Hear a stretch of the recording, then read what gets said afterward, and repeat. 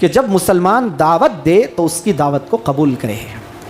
इसी वजह से बाज़ उलमा ने लिखा है कि अगर कोई वलीमा की दावत देता है तो वलीमा की दावत में जाना वाजिब और ज़रूरी है, ज़रूरी हो जाता है, लेकिन मुअक्कदा है।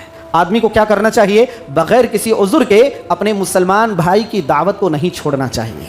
और हमारे लोगों में देखा जाता है, अगर किसी को दावत मिल रही है तो लोग माफ़ करना उससे बदनाम कर देते हैं कि यह आदमी हर दावत में जाता है, यह आदमी हर जगह जाता है। हाँ, मोहब्बत है, लोग बुलाते हैं, आदमी शरीक होता है, उनका दिल रखता है।